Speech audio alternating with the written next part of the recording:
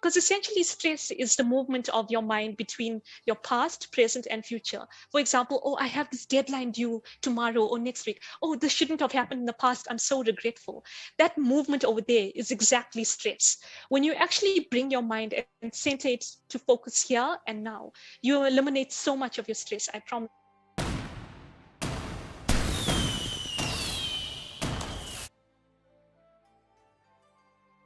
So when you're a student, sometimes you get stressed, sometimes you get anxiety, especially now during exams.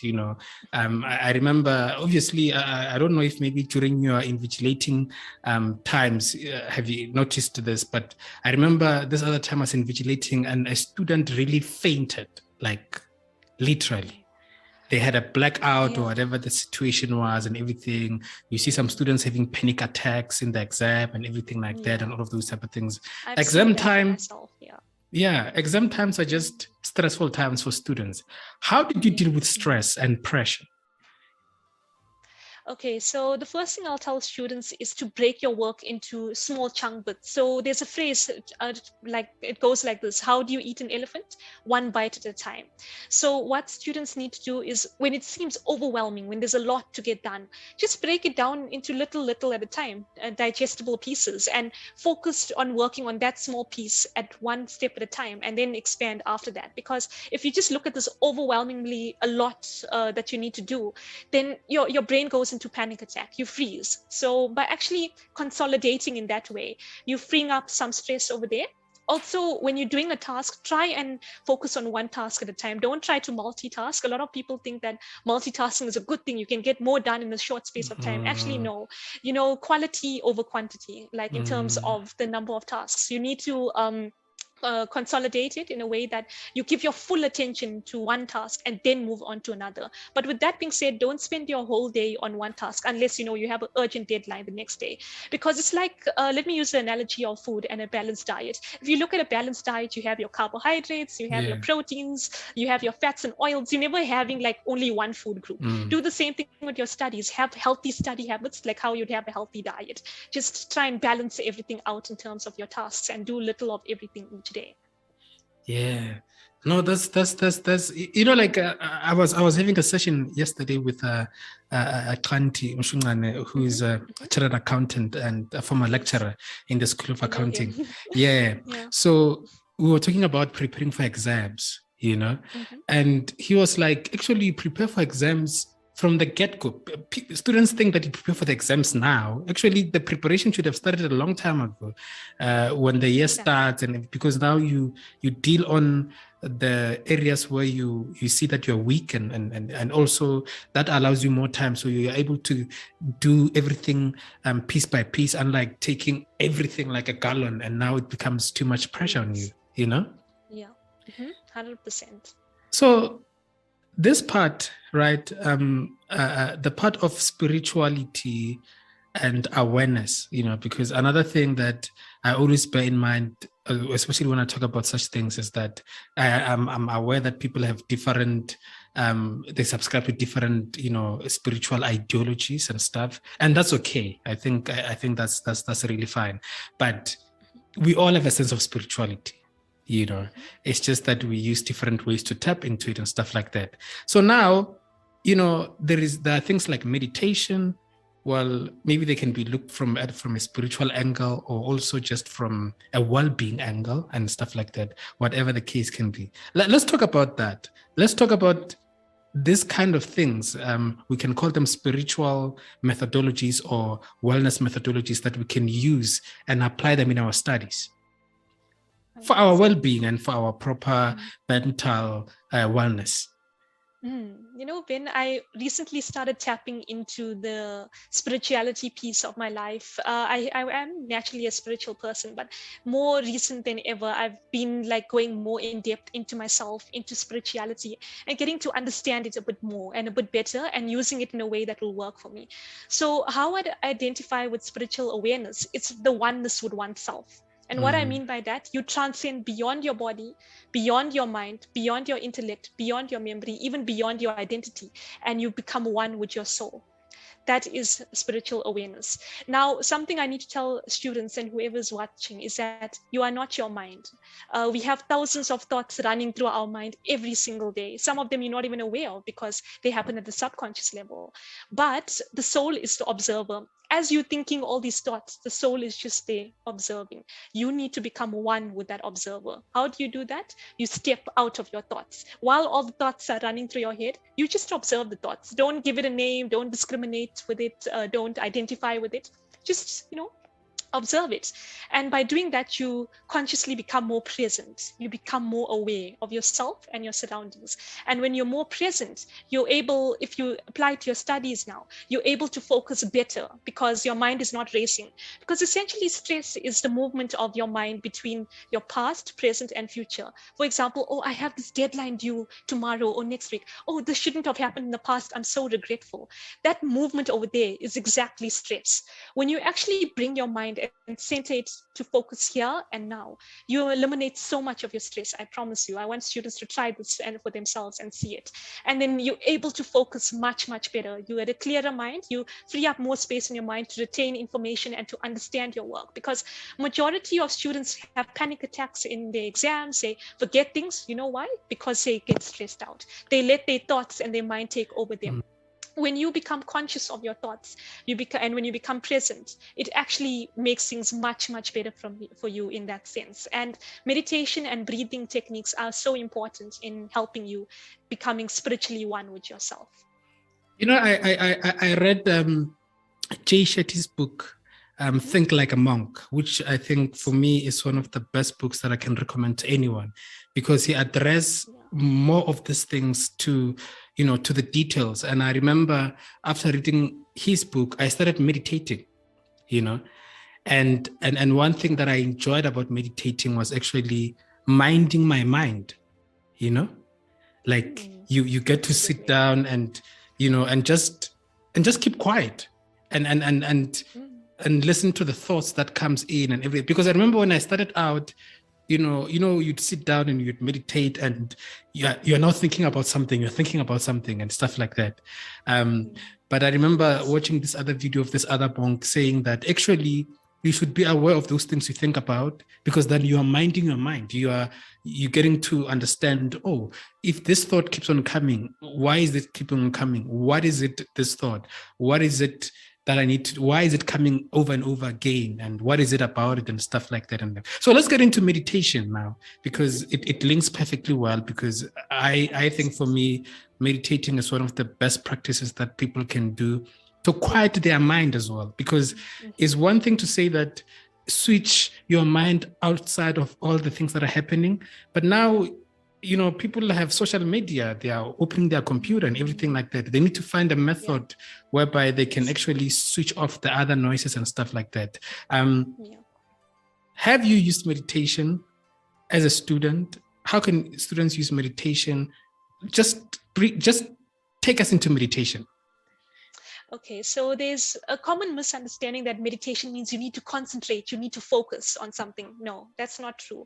The process of meditation is where you're actually becoming unfocused. You're getting your mind to stop thinking. Because as I mentioned, your mind is always thinking. It's always racing with thoughts. When you meditate, you actually get to that stage where you're not thinking. You're actually giving your mind that rest that it needs, because when you're thinking, you're consuming a lot of your energy unconsciously. That's what happens. So through meditation, simply closing your eyes and letting your mind drift away, just becoming unfocused and not thinking at all. And if it takes a while to get meditation right, there's a number of meditation videos on YouTube. There's a few apps maybe that students can download and just use for meditation purposes.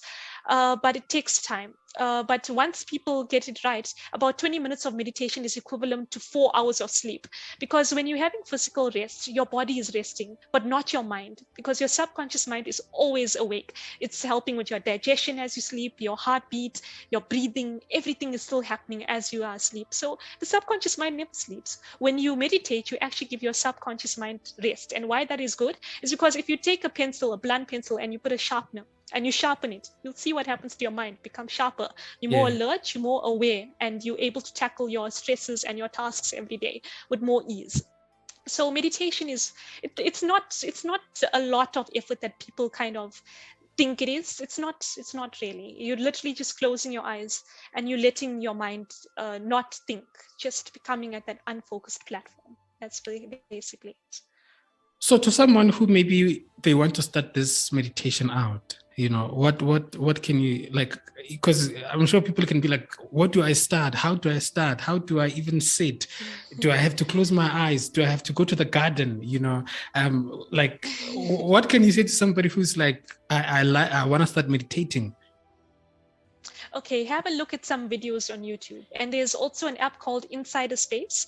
There's also some workshops that are held by the Art of Living. Just look up Art of Living. They actually take you through guided meditation and they teach you how to do it right. So if where they want to start, go to the Art of Living, YouTube, and also nothing fancy. Literally just, even if you want to go into a garden, but make sure you're in a quiet space. So you must be, the number one rule when you're meditating, you must be in quietness. You need to have time to silently reflect, to silently close your eyes, and to be taken into another world, if so to speak. So yeah, going outside could work, but the environment needs to be quiet. Breathing techniques? Breathing techniques. Okay, this and for this part, I would say, firstly, let me give like a background intro. So notice your breathing whenever you're experiencing different emotions. When you're angry, you have rapid breathing, like you're breathing very fast. When you're sad, your breathing is very shallow. When you're in love, your breathing feels like very light, airy fairy, right? So actually getting in tune with the rhythm of your breath can help make your state of emotion, it can be controlled through breathing techniques, paying attention to your breathing rhythms, because we sometimes just breathe and we're not even aware we're breathing. I tell you, Ben, that's what I sometimes do. Like, I'm not even aware I'm breathing. But in fact, it's such a powerful tool to center your emotions and to bring in inner peace. So some breathing techniques I would recommend is just deep breathing. As you breathe, feel your belly button like just contracting and expanding. Become conscious of that. When you actually practice mindful breathing, I call it, you actually become one with yourself, you increase your spiritual awareness, and you come to a point where you're able to control your emotions to an extent, and you get more and more powerful at it as you go about doing it. So there's also some breathing techniques that you could look up on YouTube or a simple Google search. There's numerous. In fact, Google is our friend at times, as much as social media and Google can be it can consume time. It's your best friend sometimes. Sometimes you don't read what you trust on Google all the time, but sometimes it gives like valuable information for you, and it's very powerful. I actually use breathing techniques, especially the ones that I've learned from Jay Shetty. That's why the book Think Like a Monk, I would literally recommend it to anyone, because it has taught me a lot, and I've used it as a mechanism to calm down. Like I'm somebody who gets overwhelmed too quickly, and all of those type of things. So to calm myself down, I would actually then breathe, like the deep breath. That is a deep breathing, yeah, the one that you breathe in deeply in, and then pause a bit out, and stuff like that, out, in and out. And I realized that after doing that, I automatically become calm, and that's actually the concept that you've been saying right now, to say 100%. Your breathing is so connected to emotions, so if you can hack your breathing, you can in a way hack your emotions, because if you're breathing in and out slowly, it actually takes your body to calmness, like automatically, and that's a very right now it's becoming some sort of a science, because I remember reading this research paper on neurology, because it's one of my hobbies, I think. Neurology, cool. The study of the brain and stuff like that. And they were talking about, that, this deep breathing, it actually there is something in your body called the parasympathetic nervous system.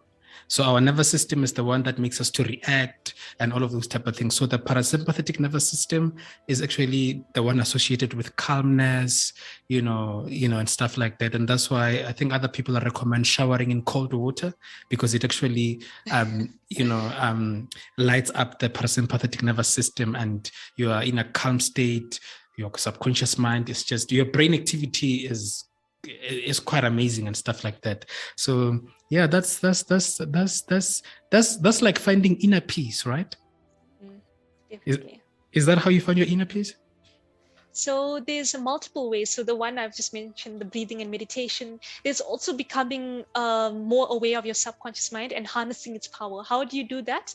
Through your thoughts, and as I mentioned, through breathing and meditation. So at times, think of it like this. So your conscious mind or your objective mind is like the captain of your ship, right? And your subconscious mind is like the instruments and the boilers in the engine room. So the subconscious mind works at a very subtle and silent level, so that's why sometimes you're not even aware of it. So your conscious mind gives directions and feeds thoughts into your subconscious mind, and your subconscious mind acts upon it. So the universal law, matter expands when heated. We know that it's true anyway, anytime, and under any conditions. Similarly, your subconscious mind, whatever you impress on your subconscious mind gets expressed in the outer world in the space of condition, event, and experience.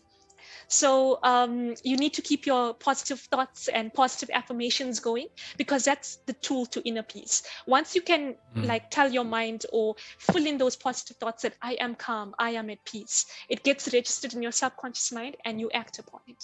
Literally, that is a tool for inner peace.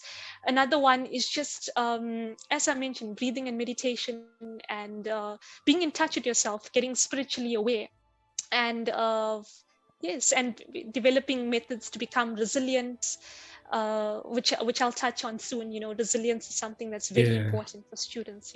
Yeah. And basically, there's something called the 7 chakras as well. I want students to read up on this, but it's basically there's different energy channels in your body, and there's a way to get it all balanced through the breathing and meditation. By doing that, by balancing your 7 chakras, you basically enhancing your inner peace as well. Yeah.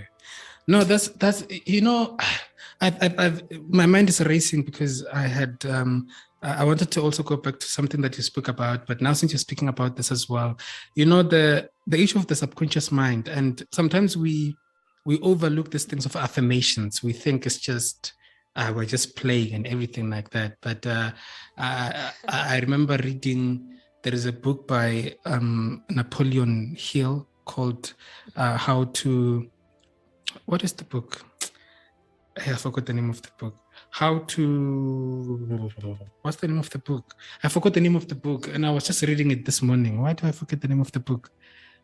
Think and Grow Rich, yeah, by Napoleon Hill. I've heard of that book. Yeah, is exactly like what you're saying. So he talks about the subconscious mind that, and I like how he links it to faith, faith and even prayer and stuff like that, because there is something called the law of attraction. So whatever you think always in your mind, if you think that repetitively, and if when you're thinking that there is an emotion associated with that thing, it automatically registers into your subconscious mind. And when it's in your subconscious mind, it actually develop into its physical equivalence. So if you're always thinking of sad thoughts and everything like that, that's what you're gonna sort of attract in a way, that you're gonna always, because it gets into your subconscious mind and everything like that. That's quite. So what would you say? Because I can imagine someone watching this and be like, what is the subconscious mind? What is the conscious mind? How do you separate between the two? What can you say? Distinguish, yeah. Okay. So the conscious mind is also known as the objective mind. It's your way of experiencing the outer world through your 5 senses. So your sight, your hearing, your taste, your smell, and your touch. That's the objective mind. All your thoughts and all your emotions get experienced in your conscious mind. The subconscious mind, on the other hand, is also known as your subjective mind. It takes care of functions in the background. Your digestion, your breathing, your heart rate, everything is controlled by your subconscious mind. There's no no effort from your conscious mind. It just happens naturally. So if a student wants to distinguish between the two, I'll tell them to use this analogy. Think of your mind as a garden, right? So as you plant seeds, that is thoughts into your mind, that is done through the conscious mind. And whatever comes out or manifests in terms of your health, your happiness rates, that all functions from the subconscious mind. It actually manifests out. But sometimes, because we can't see the subconscious mind, or it's operating silently, we don't pay attention to it. That literally happens. So essentially, to become more in touch with your subconscious mind, you need to cleverly use your conscious mind in order to be in touch with the two and make both of them work for you. Yeah. No, it is quite interesting. I wanted to go back on the issue of stress, because that is a big issue, and we also have issues of depression and all of those type of things. And I like what you said there about you get stressed when you think about the past and maybe even the future. And I think that's mainly where a lot of our stresses actually come from, whereby you are actually going to write an exam, but you're not thinking about the exam. You're already thinking about you failing the exam and you being excluded and you now not getting your job and everything like that. Mm-hmm. And one thing about the brain is that the thoughts that you think about, like, it exacerbates them, because it's more of a protective tool, So if you think about this problem, it actually magnifies it. Now the problem is actually bigger. Oh, now this and this and this. I want us to touch base on that, because there is a guy called Mahudu. He was the COO, I think, of Google. And he wrote a book called The Equation of Happiness. So he has an equation of something that he calls the equation of happiness. He comes from an engineering background. He was rich. Well, he still is. But then he started realizing that actually this money is not what makes him happy. Well, he thought that money will make him happy. He lost his son unexpectedly, and now he started to realize that actually there are certain things that money can buy. So he started going into this concept of happiness, but using engineering sort of perspectives or approaches. So he has a happiness equation, and the equation is happiness is greater or equals to your expectations minus your perceptions of events. So if you think about it, we like the best logic I give about this is on relationships. When people are in relationships, their expectations are so high. Like they expect things to be right. They expect that they can be had, but the perception might be different from that. And now when things go left, they get hurt even more. And how can students maintain a positive mindset when they find themselves stressed, especially particularly in exams or throughout their studies? Okay, so I think what will help students deal with the stress and pressure is if they're able to find a way to assess their readiness for the exam. And when I mean readiness, not just in terms of, the knowledge, but holistic readiness. And for that, I have something to offer called the performance pie. So it's also another analogy to food over here. So there's 6 elements to the performance pie. The first one is the technical readiness. So this is assessing readiness in terms of your knowledge, your skills, and being able to give the exam. Are you able to do it? Do you have the necessary knowledge? And to test yourself, you get others to test you.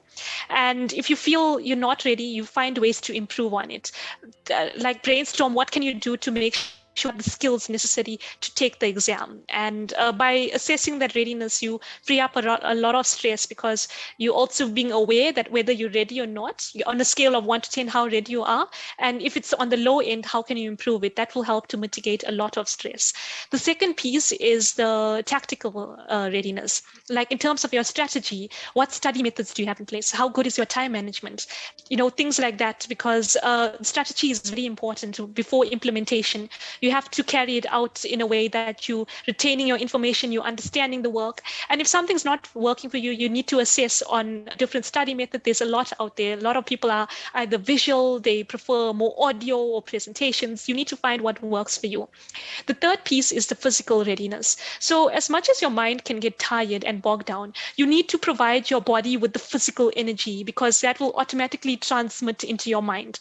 So through adequate sleep, 6 to 8 hours of sleep, physical exercise, and meditation, you create the energy in order to get that energy level to which you can study and manage your stress levels as well. The fourth component is mental readiness. How ready are you to cope with the stresses and pressure? How ready are you to face that exam and the pressure that comes with it? In order to improve your mental readiness, you need to have a strong network.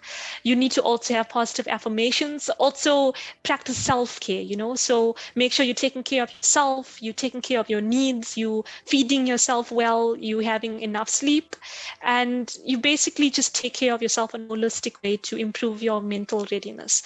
The fifth component is your emotional readiness. Now, this looks specifically at support. Do you have the right people in your life? Are they friendships in order and where they support your goals, they support you, and you both mutually grow together? That's so important because that helps to your stress. It will cultivate health behaviors. I mean, you get to express gratitude to them. It's a mutual give and take relationship, and it's not in any way.